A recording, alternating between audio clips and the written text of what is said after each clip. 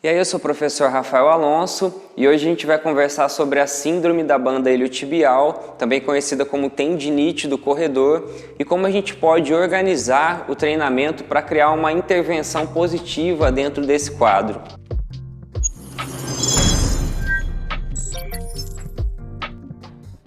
Bom, então a primeira coisa que a gente precisa saber é o que é a síndrome da banda iliotibial, ou também conhecida como síndrome do atrito no trato iliotibial, ou popularmente conhecido como tendinite do corredor.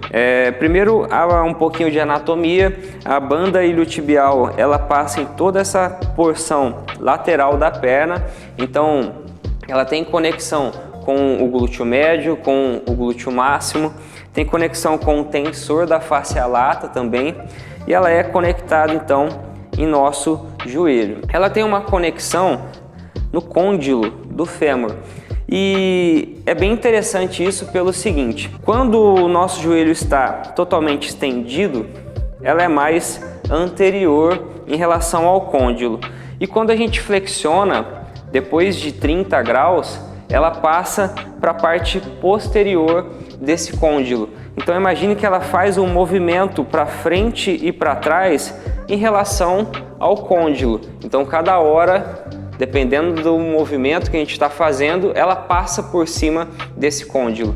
E o que é essa síndrome? É justamente uma irritação, uma inflamação por excesso de atrito nessa região do joelho. Então é bem comum a gente sentir uma dor na lateral do joelho. É bem característico dessa síndrome da banda iliotibial. Então é bem diferente da tendinopatia patelar, que a gente tem essa dor mais na frente do joelho. Nessa condição de síndrome da banda iliotibial, a gente tem uma dor na lateral. Então, se a gente já sabe que ela é uma condição por excesso de atrito, a gente já pode excluir, por exemplo, a utilização de rolinho nessa região como parte do tratamento. Então, nada de fazer rolinho, não é interessante a gente fazer rolinho nessa região, porque a gente vai aumentar o atrito justamente no local da lesão. Para a gente entender como intervir, primeiro ponto é entender esse atrito. Segundo ponto é a gente entender que alguns músculos têm a conexão nessa banda iliotibial e eles podem estar descoordenados. Então, se a gente tem tensor da fáscia lata hiperativo, ou seja, ele está se ativando primeiro em relação aos rotadores externos do quadril, glúteo e glúteo médio, a gente tem muito mais tensão gerada no tensor da fáscia lata para tentar estabilizar o joelho. Então, o papel do trato iliotibial é justamente evitar que o joelho desmorone para fora, que ele se desmonte para fora. E junto a ele, então, a gente tem ações musculares. Então, a primeira coisa que a gente tem que fazer é, entre aspas, organizar a casa, deixar o tensor da fáscia lata menos hiperativo e acionar mais as ações dos rotadores de quadril. Então, ao invés de passar rolinho nessa região, você pode passar o rolinho em cima do tensor da fáscia lata. Isso não vai influenciar negativamente nessa condição. Então, nessa região, você vai poder passar o rolinho, você vai notar que é uma região bem dolorida, justamente pelo fato do tensor da fáscia lata estar em uma condição hiperativa. Só que então a gente precisa regular a coordenação dele em relação aos rotadores externos do quadril. Então a primeira intervenção, e a mais simples que a gente pode fazer, é uma prancha lateral. Eu gosto de pedir para o praticante deixar o joelho a 90 graus e esse detalhe de empurrar o chão com o ombro para afastar o ombro do nosso pescoço. A partir daqui, fazer a prancha lateral. Então, nesse primeiro momento, não gosto de pedir para a pessoa fazer com o joelho estendido, justamente porque vai criar um pouco de tensão ali no joelho. Então, joelhos flexionados e a gente pode criar essa primeira intervenção. E aí, como uma progressão desse exercício, vou utilizar aqui uma mini band para fazer uma progressão dessa prancha lateral. Eu estou mostrando esses exercícios, mas entendendo o conceito, que é aumentar a atividade de glúteo médio, a gente tem uma série de exercícios.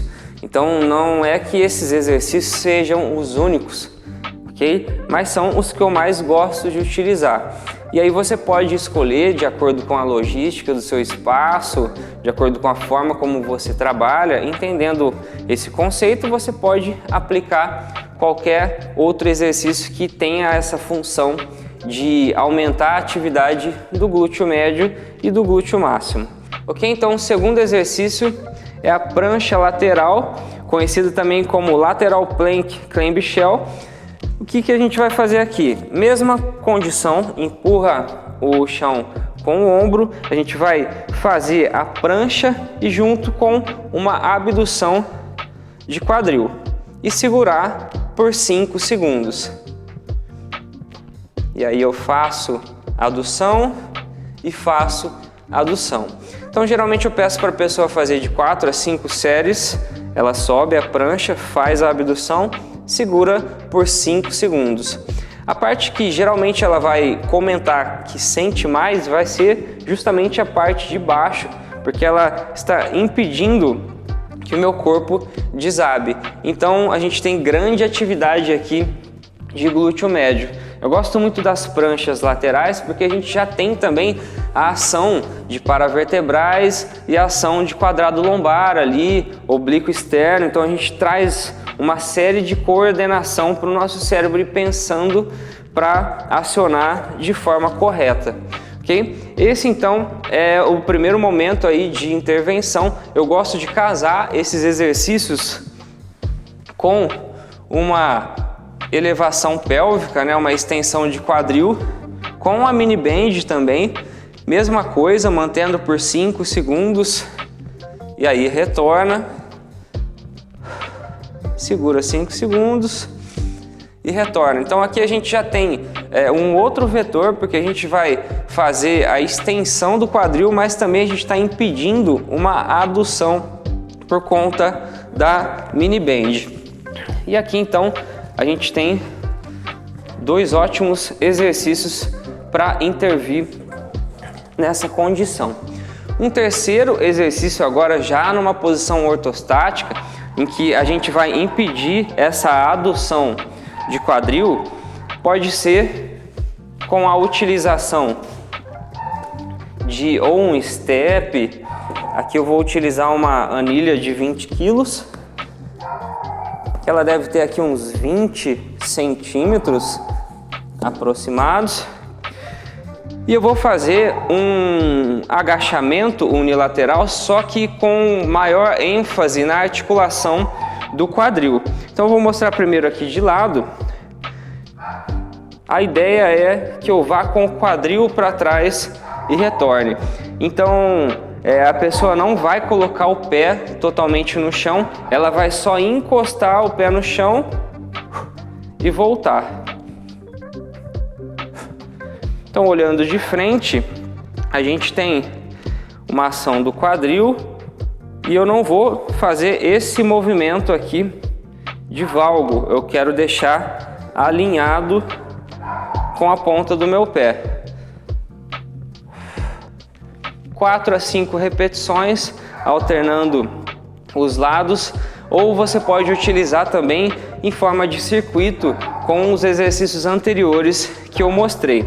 Então aqui a gente já tem a ação do glúteo médio impedindo um pouco de, junto com um pouco de flexão de joelho, impedindo esse movimento de adução e impedindo com que a gente aumente o atrito nessa região, que é a região dolorida.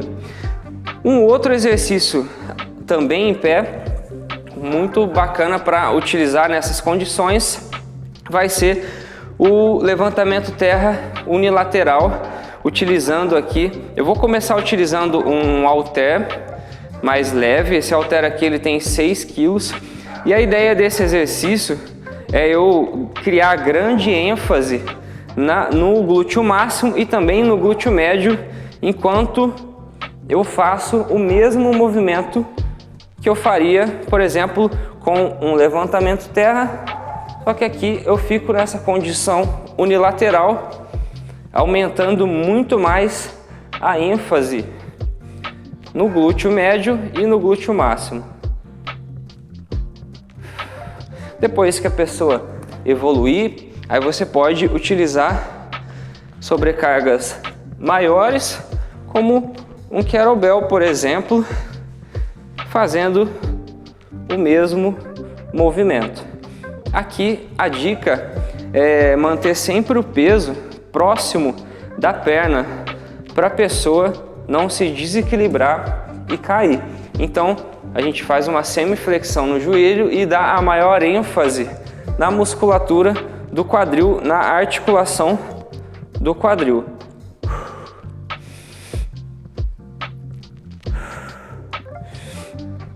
Então geralmente eu utilizo essa linha de raciocínio, eu vou trabalhando do chão para a posição ortostática e eu vou criando condições para a pessoa acionar os rotadores de quadril, tirar essa tensão do tensor da face lata, para a gente conseguir organizar a casa, para a gente conseguir coordenar a ordem com que isso acontece. Do mais, também é interessante você pedir para a pessoa diminuir o volume de treino com que ela vem fazendo, seja uma corrida, uma bike.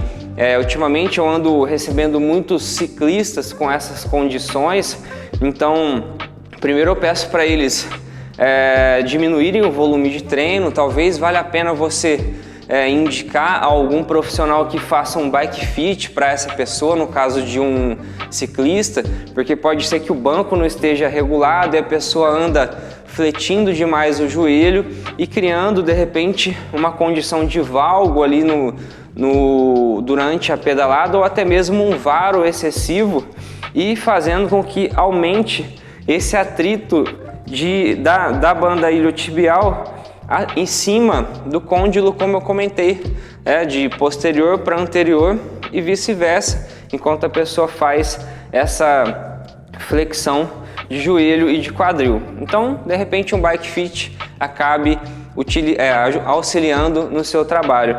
E aí você vem com essa intervenção, pede para ele diminuir o volume e aos poucos a pessoa vai conseguindo se desfazer dessa condição, não ter mais essa dor que atrapalha demais nas atividades, nas modalidades esportivas que ela pratica. Eu espero que esse vídeo tenha te ajudado. Se você gostou, não esqueça de clicar no like aqui. Me siga também lá no Instagram. Aliás, esse vídeo foi uma ideia que eu tive a partir de uma caixa de perguntas que eu deixo lá toda semana. Então eu gostaria aqui de agradecer ao Nelson pela participação. E eu espero que de verdade esse vídeo tenha te ajudado aí a nortear o seu treinamento a partir de então, e que você logo possa voltar a pedalar aí por longos quilômetros sem sentir dor alguma. Beleza? Então a gente se encontra em uma próxima. Valeu!